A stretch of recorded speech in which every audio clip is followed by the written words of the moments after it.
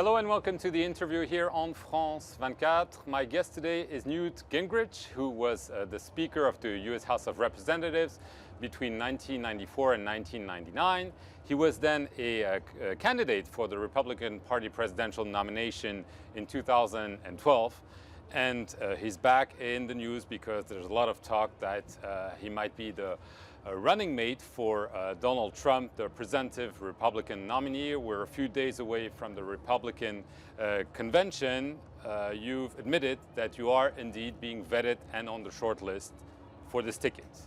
Yes. Yeah, I don't know how short the short list is, but I'm on whatever that list is.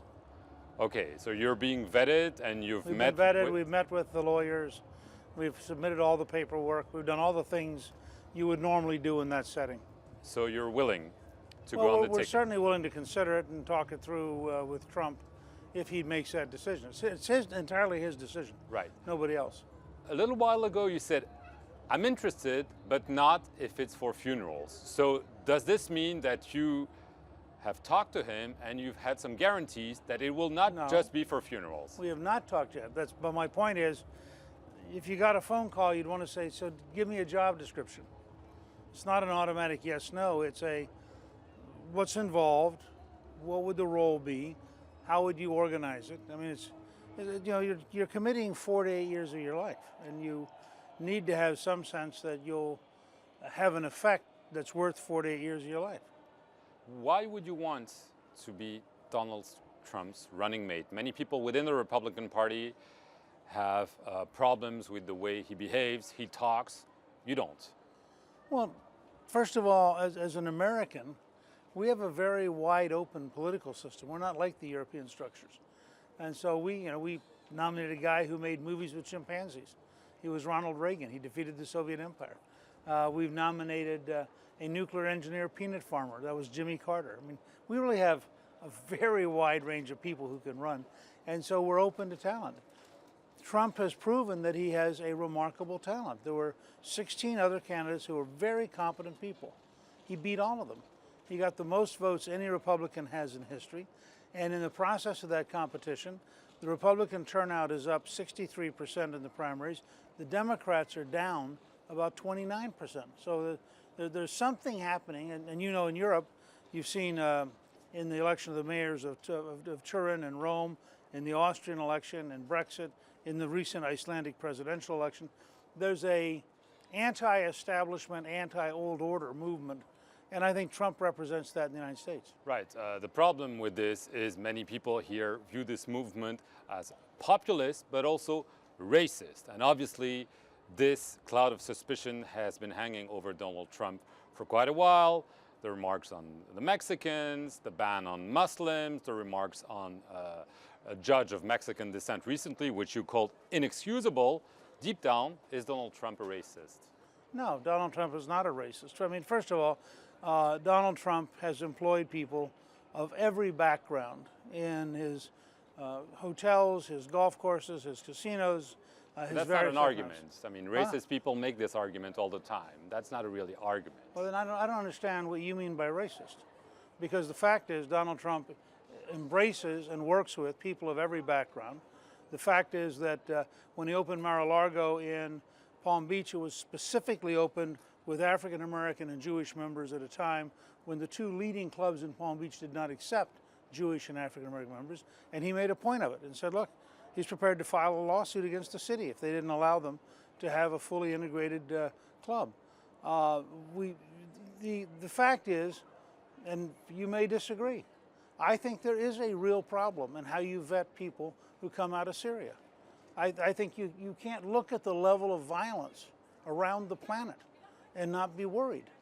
And I think that we do have it. All of us who represent Western civilization have a real challenge of defining how we're going to survive in a world in which we have real enemies. So you would agree with the ban on Muslims? I would agree with screening people, particularly based on commitment to Sharia. I do not believe that Sharia is compatible with the rule of law and with Western civilization. I have no problem with a modern Muslim who has not committed to the implementation of Sharia. I want to get to the recent tragic events in Dallas, Baton Rouge, Minneapolis, obviously a lot of emotion out of this. You said one thing, if you're a normal white in America, the truth is you don't understand being black in the United States. A lot of people were surprised by those remarks. What exactly did you mean by that? I mean just that, there's still enough latent racial attitude, some of it based on statistical reality. You are much more likely to have younger blacks who are violent than younger whites or younger Asians or what have you. But the fact is that if you're a totally innocent person walking down the street or driving down the street, if you're African American, you are at greater risk of a violent encounter with the police. So you understand their anger? Sure, that's my whole point. I think that you've got to start with the notion that that doesn't justify violence, and it doesn't justify riots. And places like Ferguson and Baltimore, you can't tolerate or that killing level. policemen, obviously, or killing Well, policemen. I mean, you certainly can't tolerate a war on policemen because that's a war in the whole fabric of your society. You recently had that here in Paris, where you had a policeman killed, and you had his wife who worked at a police station tortured live on video. On video. I mean, so you can understand the danger of a war on police because you've had it here in Paris. Barack Obama was elected, obviously, as the first black president. Would you say that race relations worsened during his I think it two is. mandates? It is tragic that he has been such a divisive figure. Is he to blame for that? Is he yes, to he has a deliberate policy of being divisive. Go back and look at every time there's an incident, he blames the police. He doesn't know anything about it. He blames the police. In a number of cases, he's just plain factually wrong. And there's this instinct, it's a cross between sort of college professor radicalism and some elements of the black community, including his former preacher. But he had a chance to be the president who brought us together. He had a chance to go into the black community and say to every young African American, you could someday be president. He had a chance to say to the country, we have an obligation to fix Baltimore. We have an obligation to fix Chicago. He did none of that. I mean, it's truly tragic, the failure of Barack Obama to be a positive, healing, unifying leader. Hillary Clinton, the Trump campaign says, crooked Hillary, crooked Hillary. What exactly is behind Hillary Clinton? Is it really corruption? I mean, Yes. what is it about? I mean, is there any Yes, truth to this? I mean, she is dishonest. She is a liar.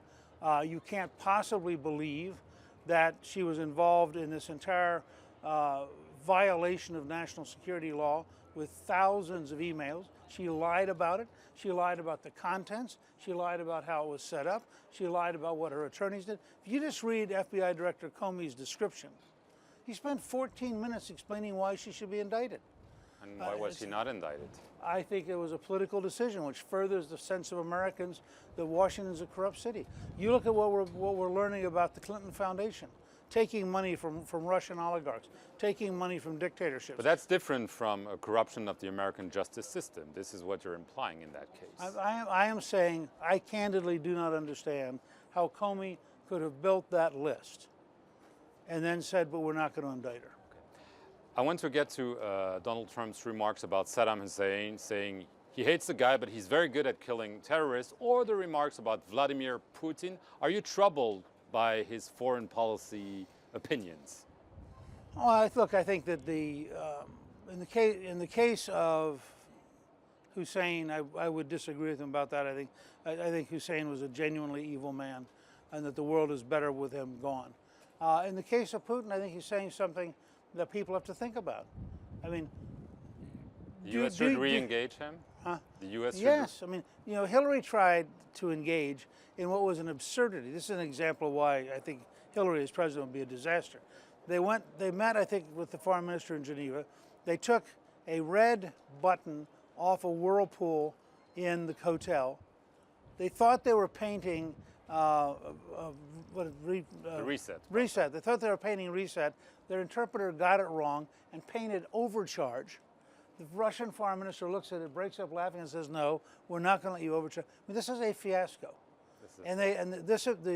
This administration has had no intelligent approach to engaging Putin, starting with not going to Sochi for the Winter Olympics. I mean, I think you might have had, I'm not saying you would have, but you might have had a different result in Crimea had the President of the United States showed the respect to Putin for what was at that time his biggest prestige product, which was the Winter Games. I want to get to Iran. You're here attending a meeting of the opposition group, the MEK. It's very clear they want regime change in Iran. We're 1 year after the nuclear deal between the West and Iran. Does this mean that you are in favor of a new US president pushing for regime change in Iran? Absolutely. The Iranian dictatorship is an impossible neighbor. They are actively trying to undermine a number of countries. They are a annihilating threat against Israel, and have had leaders who've said that Israel should disappear from the face of the map. I mean, you've had leaders of Iran openly suggesting genocide, and the world does nothing. They're cheating on the missile test. There's a story this morning that they're going to reject the United Nations on the missile test, even though they're in clear violation. So you would undo this nuclear deal if absolutely. Giving the leading terrorist state on the planet hundreds of billions of dollars strikes me as lunacy. So you would advocate regime change. We know previous administration have advocated, actually implemented regime change in Iraq. Hasn't really worked. Would you do this with Iran? Well, I mean, militarily, look, I think that the Iranian dictatorship, like the North Korean dictatorship, are threats that get worse every year, and people underestimate how dangerous nuclear weapons are. I think if we allow the Iranians to get nuclear weapons that are deliverable by ballistic missile, the whole planet will become dramatically more dangerous. So this means military should be used or not? Well, no, I think there are lots of ways to change the regime. Ronald Reagan defeated the Soviet Empire without a general war. I mean, you can use diplomatic, economic, psychological pressures. There are many ways you can change a regime other than just military warfare. Last question. Let's just do some political fiction. It's November, between November and January. You step into Donald Trump's office. He was elected. He tells you, Newt, which threat is the main threat for the United States? China, Russia, Iran, ISIS? What do you start with?